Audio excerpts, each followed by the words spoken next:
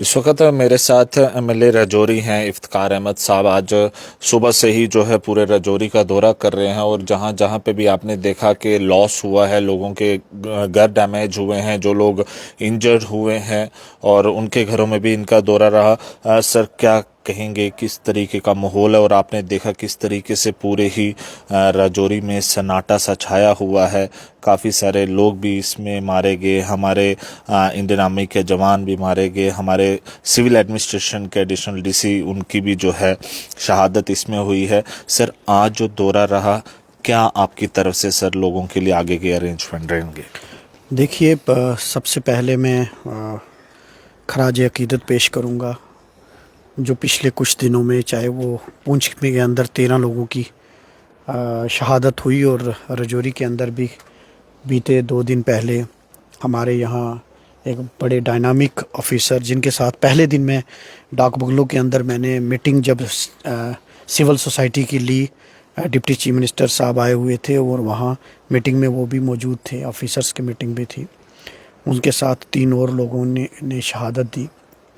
मैं सबसे पहले खराज अकीदत पेश करना चाहता हूँ और मुबारकबाद देना चाहता हूँ अपने इस कौम को, जिन्होंने बड़े इस मुश्किल वक्त में भी बड़ी मजबूती के साथ बड़ा सब्र रखा लोगों ने, कंधे से कंधा मिलाकर बॉर्डर के लोगों ने बॉर्डरों की हिफाजत की और जो बाकी लोग थे एक दूसरे की हिफाजत की। और इस मुश्किल घड़ी में ज़ात बलादरी से ऊपर उठ के, मज़हब से ऊपर उठ के लोगों की उन्होंने खिदमत की और एक दूसरे का साथ दिया, एक दूसरे का हौसला बढ़ाया। बतौर एमएलए ये मेरा फ़र्ज़ बनता था, मैं लोगों में रहूं। मैं रहा, कोशिश की मैंने। नहीं, मैं देख रहा हूँ आप सर दिन पूरा ग्राउंड जीरो पे हैं, आप मेहनत कर रहे हैं, लेकिन एक क्वेश्चन लोगों की तरफ से आज मैं ज़रूर उठाना चाहूँगा आपसे। सर, गांव में मैंने देखा है बंकर हैं, लेकिन सर कुछ ऐसा प्रपोजल होना चाहिए। जिस तरीके से शेलिंग हुई है शहर में भी सर, बंकर के लिए जो है वो प्रपोजल जाना चाहिए। अब देखिए, इस वक्त जो हालात हैं, इस वक्त मैं यही कहूँगा कि लोगों को एकजुट होने की ज़रूरत है।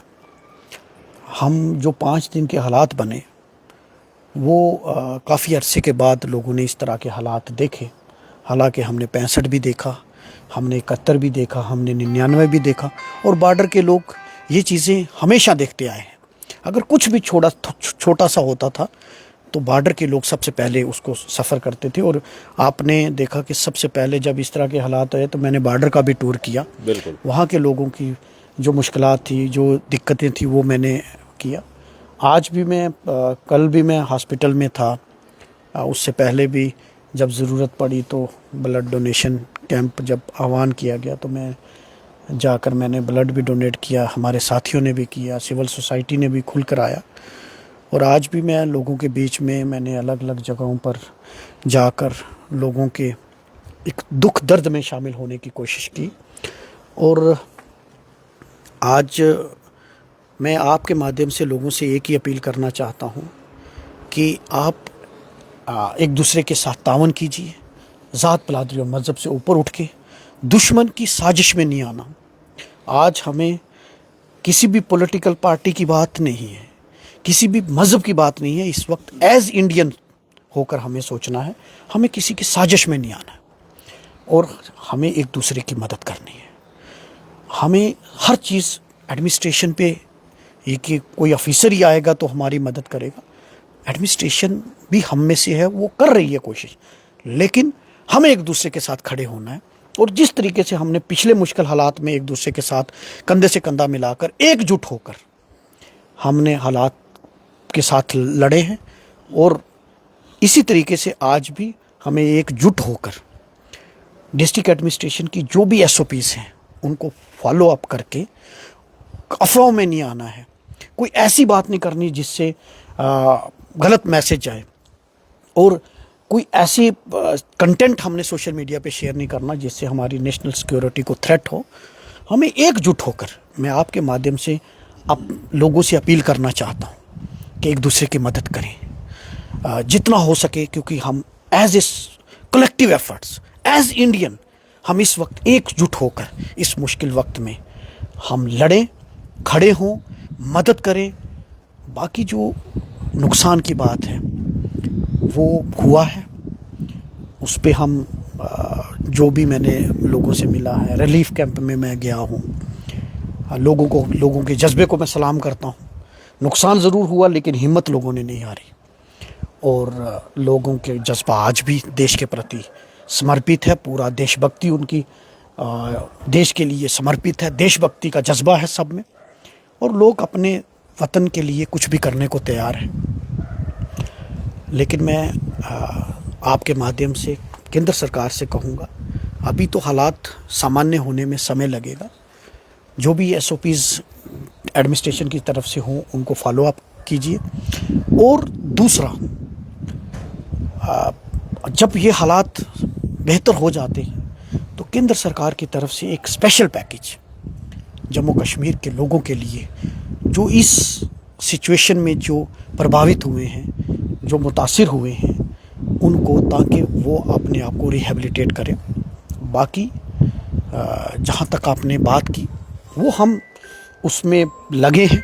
जो जो कमियां हमने देखी हैं वो कमियां हम उनको दूर कर लेंगे।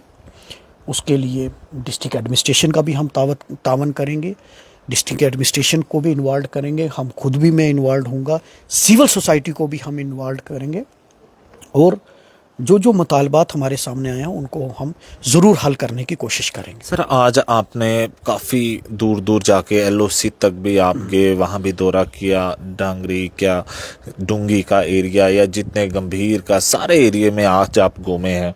लेकिन सर, आपने एक चीज़ नोट की होगी कि कहीं ना कहीं यहाँ के लोग जो हैं वो काफ़ी गरीब लोग हैं, और जो ये शेल्स इस बार यहाँ पे गिरे हैं उनसे इनके पूरे पूरे घर डैमेज हुए। तो सर, एक्स ग्रेटिया जो है क्या रहेगा, क्योंकि उमर सरकार की तरफ से सर क्या दावा किया जा रहा है कि इन लोगों की क्या हेल्प की जाएगी? सर देखिए, मैंने क्योंकि इस वक्त हालात अभी चल रहे हैं, सीज़ फायर हुआ है, मैं तो दुआ करता हूँ कि सीज़ फायर मुकम्मल तौर पर हो जाए, कंटिन्यू रहे और अमन अमान रहे, ताकि लोग चैन की सांस ले सकें।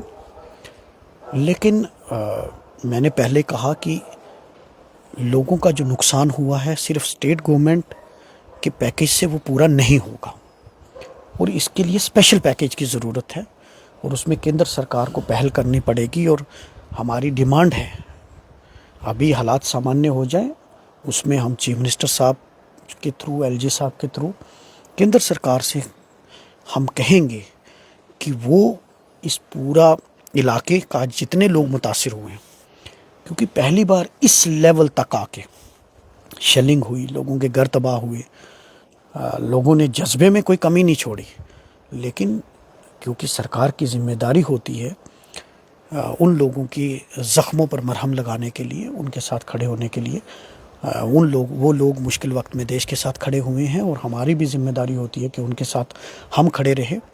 सर, अब मैं मेन मुद्दों पे आऊँगा। आप यंग MLA हैं, सबसे पहले ब्लड डोनेट किया आपने, क्या मैसेज रहेगा? नेगेटिव ब्लड ग्रुप्स की डिमांड की जा रही थी कि वो कम है, पॉजिटिव तो चलो हो जाते हैं, लेकिन आपकी तरफ से युवाओं के लिए क्या डिमांड रहेगी? सर देखिए, मैं युवाओं से अपील करना चाहता हूँ कि आप इस वक्त रक्तदान करिए, क्योंकि जो ब्लड है ना, ब्लड डोनेशन, ये सबसे बड़ा सवाब का काम है, और ये वो चीज़ है जो हम ख़रीद के नहीं ला सकते।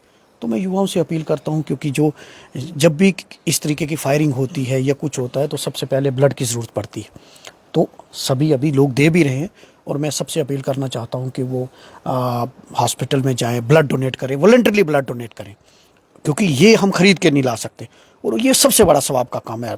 रक्तदान महादान, सबसे बड़ा दान रक्तदान है, ब्लड डोनेशन। दूसरा, मैं लोगों से अपील करूंगा कि सिविल सोसाइटी के लोगों से अपील करूंगा कि एक दूसरे की मदद कीजिए। इस वक्त गरीब लोग हैं, सबके पास गाड़ियाँ नहीं हैं, सबके पास बंकर नहीं है, सबके पास सब जगह नहीं जा सकते। एक दूसरे की मदद कीजिए, और हम खुल कर, बड़ा दिल करके, जैसे हमारा हमेशा रहा है, उसमें ज़ात मज़हब बलादरी से ऊपर उठकर हिंदू मुसलमान को कहे आओ हमारे घर रहो, मुस्लिम हिंदू को कहे, जैसे कह रहे हैं, और एकजुट होकर हम इस मुश्किल वक्त के साथ खड़े रहें, और डिस्ट्रिक्ट एडमिनिस्ट्रेशन की जो भी SOPs बिल्कुल उनको फॉलो करें। कोई भी सोशल मीडिया पे ऐसी कंटेंट ना डालें, वीडियो ना डालें, लोकेशंस डिस्क्लोज मत करें जी, क्योंकि हमें इन सब चीज़ों से सतर्क रहना है और मजबूती के साथ लोगों के बीच रहना है, लोगों में भरोसा देना है। आज मेरा विजिट करने का मकसद क्या है? आज हमारे पास मैं क्या दे सकता था आज, लेकिन लोगों को एक हौसला दे सकते हैं, लोगों को एक हिम्मत दे सकते हैं, लोगों को एहसास दे सकते हैं कि इस मुश्किल वक्त में हम एक दूसरे के साथ हैं, और वो मैंने देने की कोशिश की है। और मैं आगे भी ये सारे इन मामलात पे हम एक दूसरे के साथ खड़े रहेंगे। जहाँ भी मैं मदद कर पाऊँगा मैं ज़रूर मदद करूँगा, और मैं आपके माध्यम से लोगों से भी अपील करना चाहता हूँ कि वो एक दूसरे की भी मदद कीजिए। डिस्ट्रिक्ट एडमिनिस्ट्रेशन ने जो नंबर शेयर किए हैं उनके साथ भी राब्ते में रहिए, ऑफिसर भी हमारे हैं उनका भी हौसला बढ़ाइए, और मेरे लायक भी कोई हुक्म होगा तो आप मुझे भी कांटेक्ट कर सकते हैं। हम सारे इस मुश्किल वक्त में एक दूसरे के साथ हैं और मजबूती के साथ देश के साथ हैं, ताकि देश आगे बढ़े और इस मुश्किल वक्त में हम एक दूसरे के साथ कंधे से कंधा मिलाकर मुश्किल वक्त में हम इस मुश्किल वक्त में खड़े रहें। बहुत बहुत शुक्रिया। ये थे हमारे साथ एमएलए रजौरी इफ्तिकार अहमद साहब, और साफ साफ लफ्ज़ों में इन्होंने ये कहा है, और ये आप सब लोगों को जो है ये मानना पड़ेगा कि सबको वॉलंटली आगे आना है। इस वक्त देश को आपकी ज़रूरत है, नेशन को आपकी ज़रूरत है। और वहीं मैं अगर बात करूं तो इनकी तरफ से जो मेन बात कही गई है, SOPs की पालना पूरी करनी है, कोई भी पैनिक क्रिएट नहीं करना है, कोई भी र्यूमर्स नहीं फैलाने हैं। ये बहुत मेन चीज़ें हैं। और आपको बता दें कि जिस तरीके के प्रोटोकॉल्स, जिस तरीके की SOPs जो हमें यहाँ की डिस्ट्रिक्ट एडमिनिस्ट्रेशन जो है वो बता रही है, चाहे उसमें डिप्टी कमिश्नर राजौरी हो, चाहे SSP राजौरी हो, DIG राजौरी हो, MLA साहब ने आपको बड़े अच्छे से एक्सप्लेन किया कि आपने किस तरीके से चलना है। तो इन चीज़ों का आप लोग सब ध्यान दें, और इस वक्त ज़रूरत है आप सबकी जो है मिलजुल कर रहने की, और एक दूसरे की मदद आप लोग ज़रूर करें। और मैं एक बात ज़रूर कहूँगा, सभी लोग आखिरी में जो है वो दुआ ज़रूर करें, भगवान के आगे जो है अरदास करें कि किसी तरीके से जो है हम इस मुश्किल घड़ी से निकल पाएँ, हमें उस तरीके के दिन ना देखने पड़े जिस तरीके के दिन रजौरी, पुंछ, उड़ी, करना, आरसपुरा, सांबा, अखनूर यहाँ के लोगों ने देखे हैं। ये आप सब जानते हैं, मुझे ज़्यादा एक्सप्लेन करने की ज़रूरत नहीं है। इस वक्त रात का समय है, हम भी इस वक्त कोशिश कर रहे हैं कि आप तक हर एक पॉजिटिव चीज़ पहुँचाएँ, और आप लोग जो है इस खबर को मैक्सिमम शेयर करना, और ये मैसेज जो MLA रजौरी इफ्तिकार अहमद की तरफ से है हर एक इंसान तक पहुंचे, और SOPs की पालना आप लोग जरूर करें। और इस वक्त मुझे भी आप लोग इजाजत दीजिए।